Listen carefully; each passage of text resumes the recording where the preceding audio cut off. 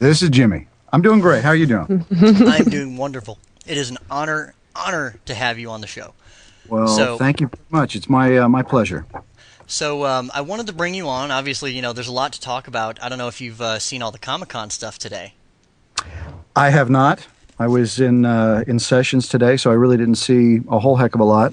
I know that that Blizzard had a panel today that I missed, where Chris Mason was down there. And they were talking info. Yeah. What were you recording today? Were you over doing the new Starcraft expansion? I actually worked on the Old Republic. I guess that was about 2-3 weeks ago. Was the last session I've had. I've had, I guess, about a half dozen sessions on that game. So how is it like? Because we've obviously heard the scale of this game is just massive in terms of voice acting. Yeah, I think they've hired like 800 or 900 actors. It's like every voiceover actor in Hollywood has worked on it at some point. It seems. Yeah, and did it seem different to you? Was it did it just seem like a larger, grander scale, or was it just kind of another gig? Basically? Not really. I mean, because when you go into to do the recording, it's pretty low key. In fact, the director is based up in San Francisco. Works obviously with Lucas. So We're basically just doing a phone patch with him. He actually uses Skype to do the phone patch, which is great. And he directs you from up there, and we recorded here in Los Angeles, and it's essentially just me by myself going into the studio to do it, and it's at a studio called Margarita Mix, where we go in quite often to work. So as far as that, it's not like you walk in there and there's R2-D2 is greeting you at the door, and they hand you a lightsaber or anything like that. You just kind of go in, get in front of the microphone, and they hand you a bunch of scripts and go, okay, let's go. So these are actually being recorded up in San Francisco at the LucasArts compound? They actually recorded here in Los Angeles, but the director is on the phone patch from up there. So he's directing, he's listening, but it's actually recorded here and then I guess sent up to wherever it needs to go for final mix. That makes sense. I guess if anything, it kind of tells us how in-depth LucasArts is being in this, because that's that's something that we really don't see a lot of, is just how LucasArts has such a hand in this game. Well, my understanding is that George Lucas is pretty much a hands-on kind of guy. I've talked to the director of this game a couple of times, and he's definitely involved. As he's very. Star Wars is his baby, and he's the guy that everybody has to go to get approval, to get the nod that we can do this, or no, that's not going to work. And it's just sometimes he comes up with just absolutely crazy ideas that they can't even comprehend, and they kind of ponder it for a little bit and come back with them and say, okay, this is how we can go in that direction. And I've worked for George Lucas a couple of times as far as Star Wars related stuff is concerned. I did, I guess, a couple of documentaries for him, and I would get my notes directly from him. He wasn't listening in on the session, but he would listen to the stuff that was recorded and pass along his notes as to what he wanted. It seems kind of like that would be the ultimate critic. You're sitting in front of a man who's created that stuff. It's almost like it doesn't make a difference how old you are. You've grown up with George Lucas and Star Wars. It's so iconic, and it's part of not just our culture, but essentially like the world culture almost. And he's really obviously a very gifted individual and very passionate about what he does. He doesn't sit back and just let it go on its own momentum, so to speak. Just kind of let it be on overdrive, and whatever happens. He'll just collect the check. No, he's very involved creatively with what's going on, and he really needs to approve everything. And from my understanding, I think he owns everything too. That's what's really amazing. He didn't give up any of the merchandising or any of that stuff when he was starting out. So that's why he literally owns Star Wars. It's not like he's in partnership with 20th Century Fox or somebody else. No, he's it. Yeah.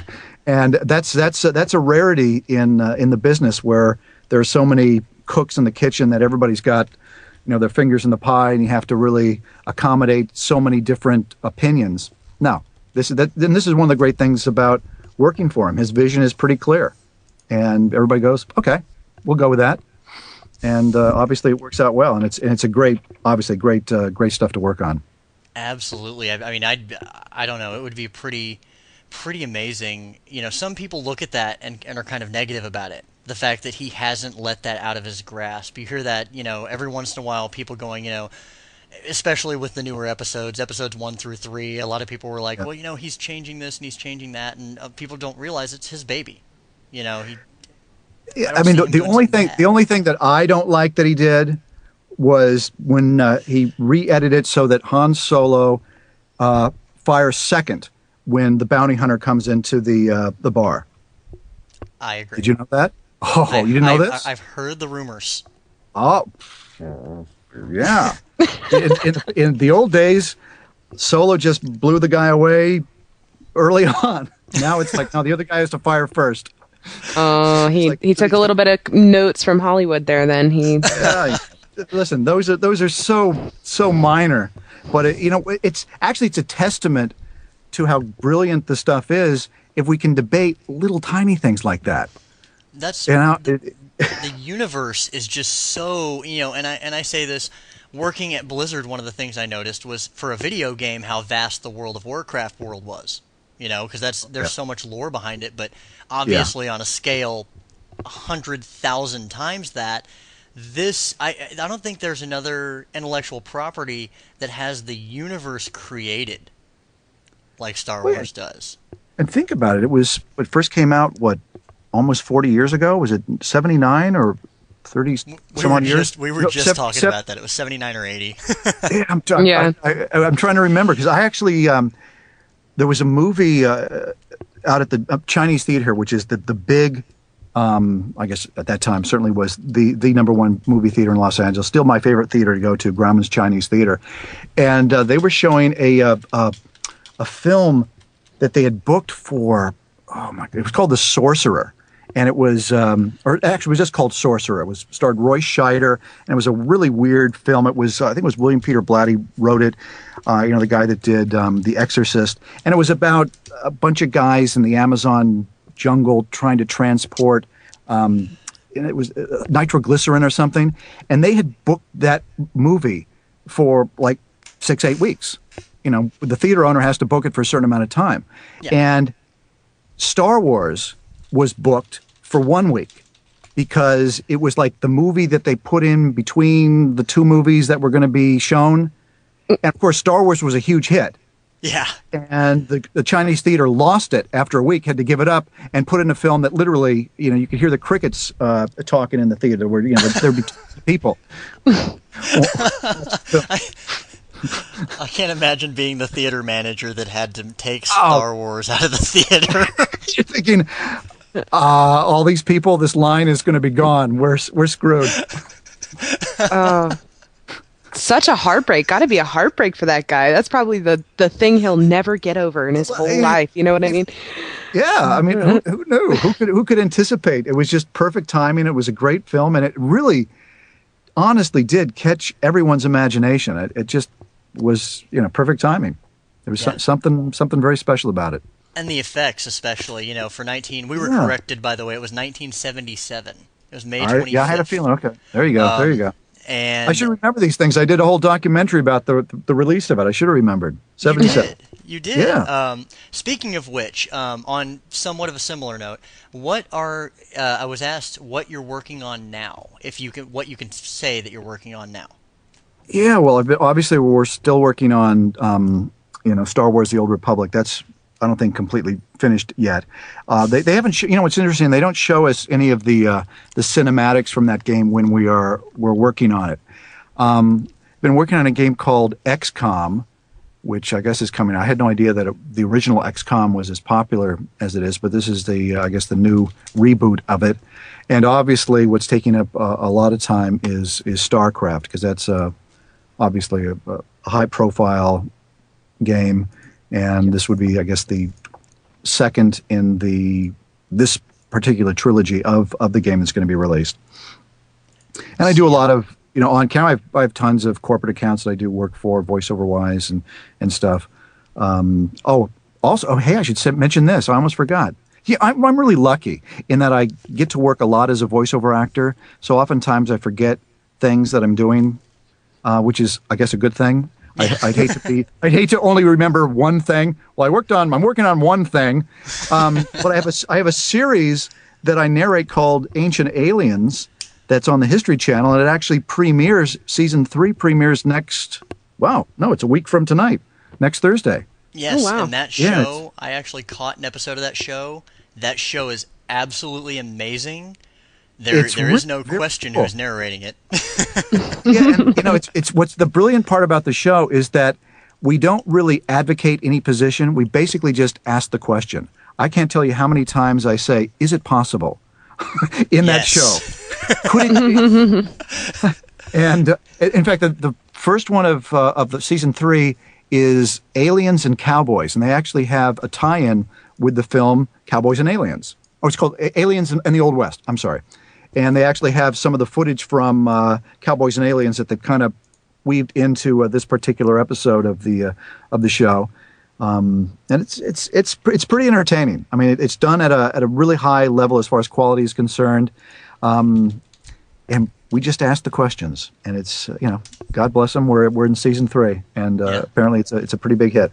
It's. I mean, like I said, I saw when I was actually researching, and looking at your resume of monstrosity. I was looking, there's just so much there, and that was the first thing I saw. So obviously, straight to Hulu I went, and picked it up and watched, I think, the first couple of episodes, and I was kind of captivated by it just because it's so open-ended. Yeah, and you actually can learn quite a bit because we talk about ancient cultures. We talk about different mythological stories that people may have heard of Greek mythology, know a little bit about it, but do they really know about the mythology of the Incas or the mythology of the Middle East? There's the stories of the Egyptians. I mean, a lot of this stuff is it's quite fascinating. So we throw in a lot of information that's educational, where you can kind of learn stuff, and then they ask the questions: is it possible that this is that or the other thing? And we leave it up to the audience to decide because we don't know. We do not know. That's one of the great mysteries. Answer. Yep. No definitive answer. Yes. So, just as a note here, I'm watching chat. You have people talking about melting at the sound of your voice, which must be pretty nice. Charlie is one of them. I appreciate that. It's interesting. I actually did a video game several years ago. It was the Da Vinci Code, and I played Robert Langdon in it, who's the lead character. And in the books, they describe Langdon's voice as liquid chocolate. They do. I love those books. Wow. Yeah. So I guess having my voice make you melt kind of works. Well, I do appreciate that. Liquid chocolate. Yes. And if I could, I need to get if I can get you to do a couple shout-outs here, because there are a couple people just begging for shout-outs. Okay. A guy he's a bootleg regular, and his name is Dimbo. Dimbo. All right. All right. We're not really sure either. Okay. And then Nick, NIQ, is one of the people that's melting at your voice. Oh. No, well, all I can say to Nick is get into a cold room. Go stick your head in the freezer, Nick. Yeah, hopefully he won't melt by over the time that we're here. I want him to stick around. Please, Nick, don't completely dissolve on us. The response Dimbo, that I got was Dimbo, I don't understand you at all, but I love you. Okay, well, welcome aboard the Hyperion. And you got a fanboy squeal from Nick, by the way. Well, hey, listen, I've got to give a shout out to a guy who's was following me on Twitter and was convinced that I was not me. And it's a guy. I guess his name is Reboot on it, and it's one of those things. I'm one of those people that if it's like you. how do I describe this? One of the things that bugs